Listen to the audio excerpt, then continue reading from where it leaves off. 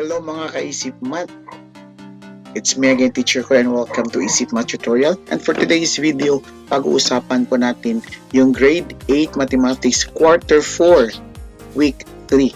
Okay? Pero bago pang lahat, if you're new to my channel, please don't forget to subscribe and press the bell icon para po lagi po kayo updated sa lahat ng mga bagong videos po natin. At huwag niyo pong kalimutang i-follow ang ating Facebook page, Isip Math Tutorial, at ang ating Facebook group, DepEd Teachers Files.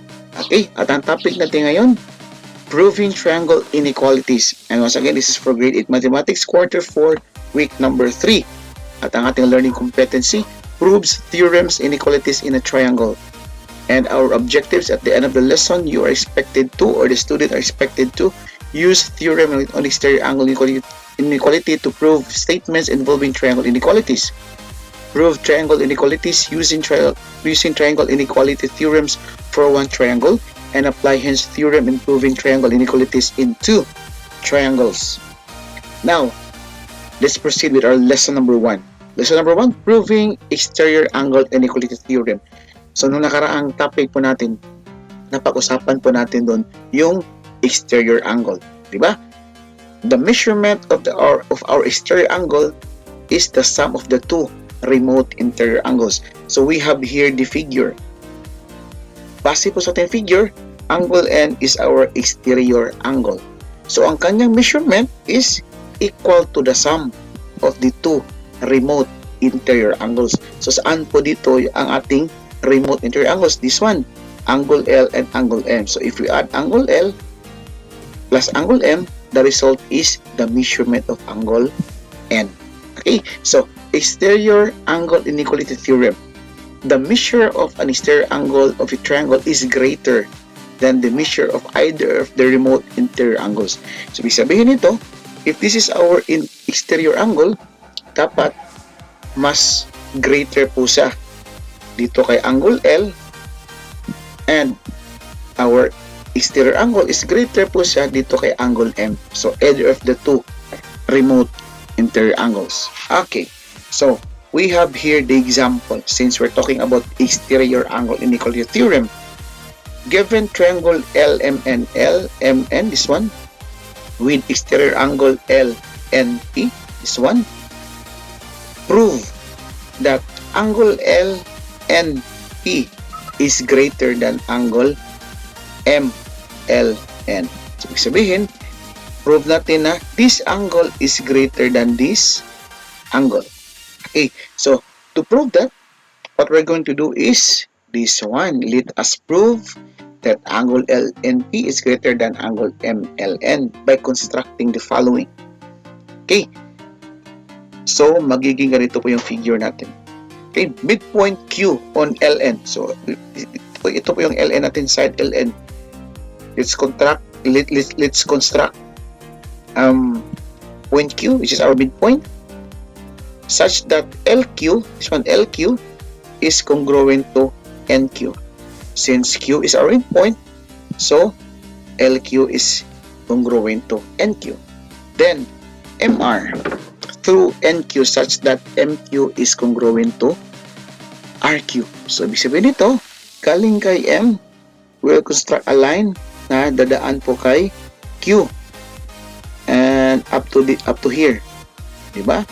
So this is our MR. Since Q is our midpoint, so therefore MQ is congruent to RQ. Okay, so I hope nag-gets po yun. Now, nagiging ganito na pinitsura natin. Okay, so our statement, magiging ganito. LQ, this one, LQ is congruent to NQ, and MQ is congruent to RQ. Ang ating reason ay by construction, yung ginawa pa natin kanina. And angle LQM is congruent to angle NQR. Bakit? Dahil vertical angles po sila, di ba? This one, vertical angles are congruent. And triangle LQM is congruent to triangle NQR. Bakit? SAS triangle congruence postulate. Okay, since this triangle and this triangle are congruent, Di ba? May dalawang sides po sila na congruent, both triangles, at meron po silang angle na congruent. So therefore, by such triangle congruence postulate, we can say that this triangle is congruent to this triangle. Okay, next. Angle MLN. MLN.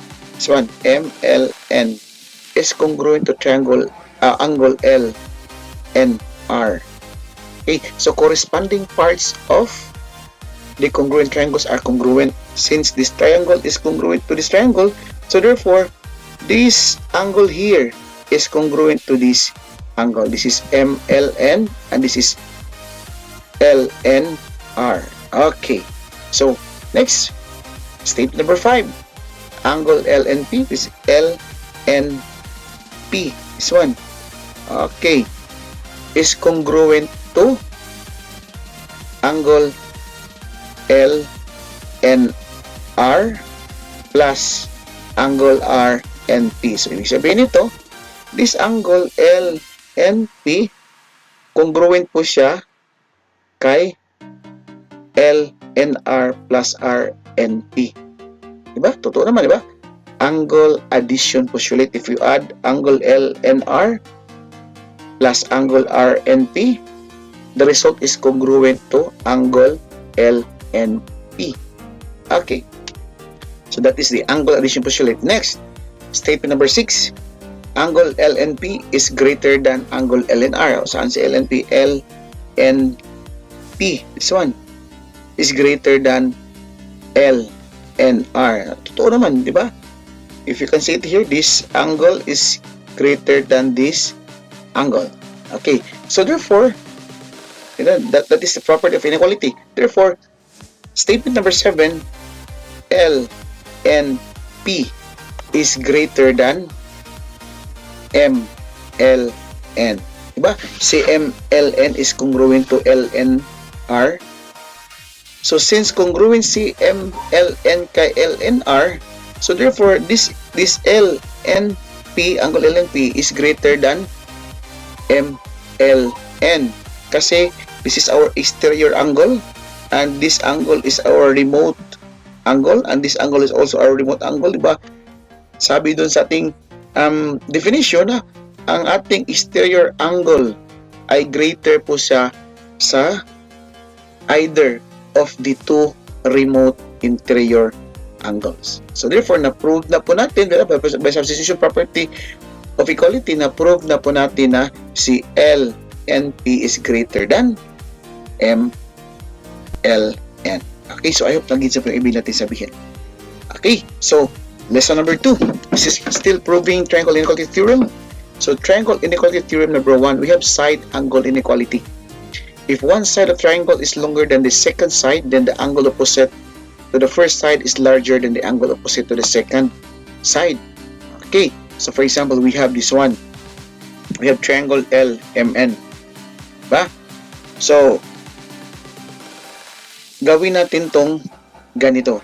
Okay, by construction, we'll construct LM. Diba? LM. This one, LM is congruent to LP. Construct natin si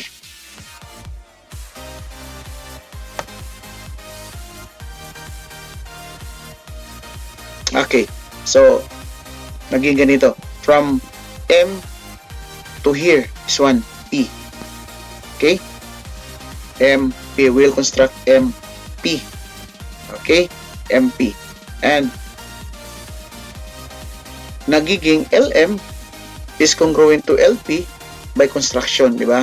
So, gumawa pa tayo ng MP, tapos si LM is congruent to LP.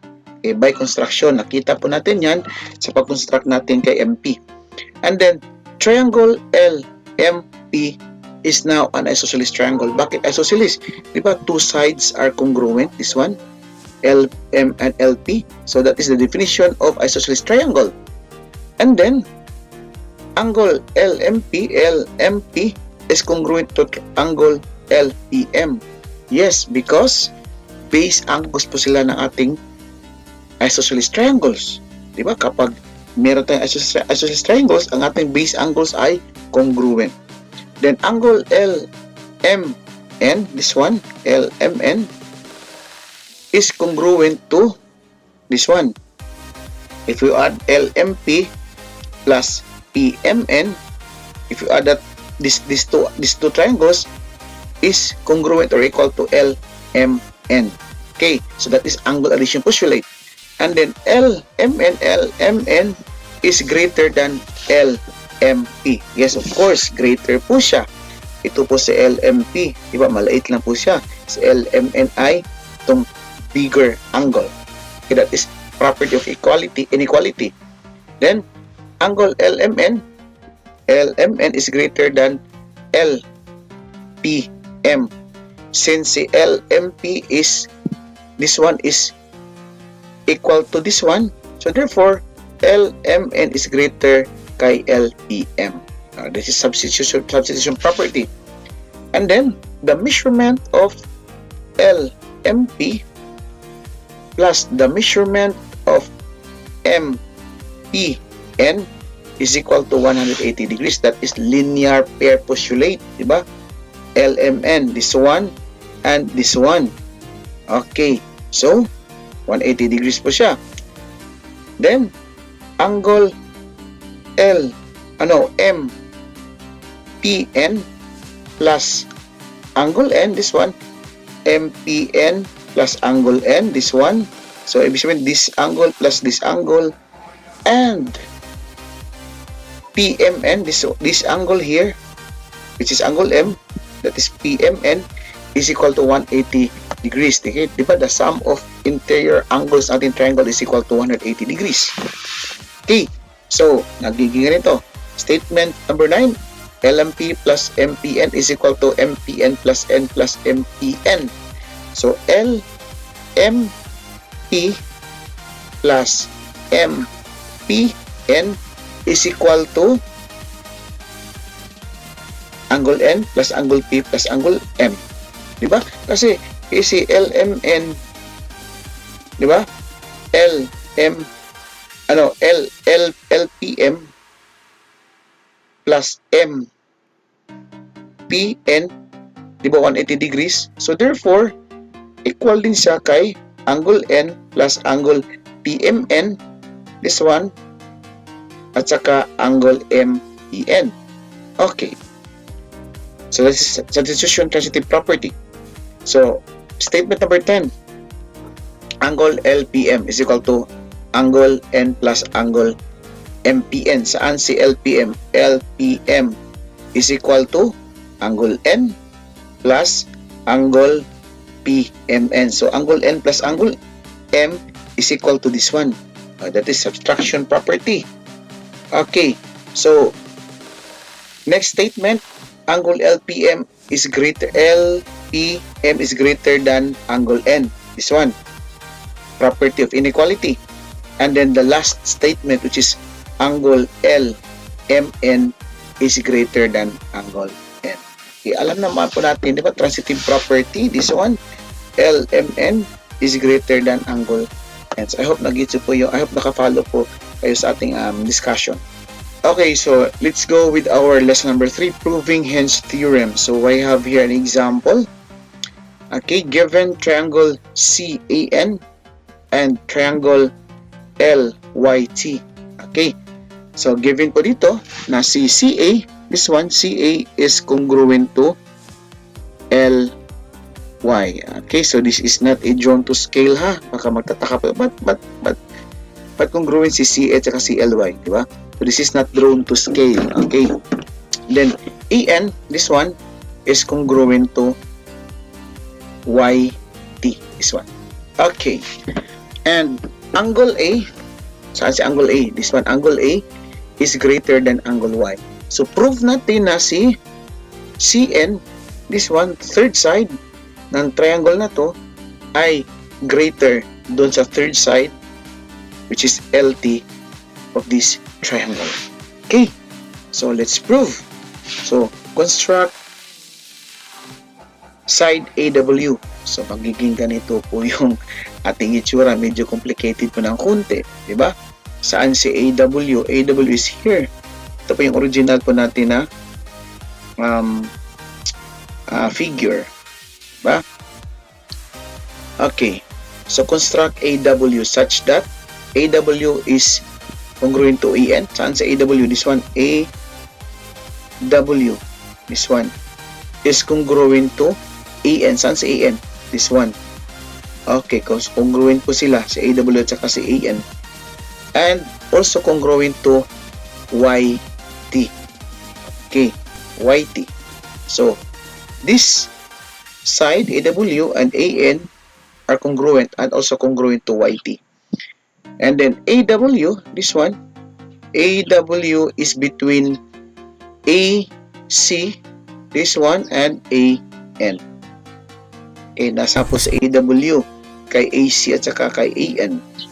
And angle CAW, this angle here is congruent to LYT.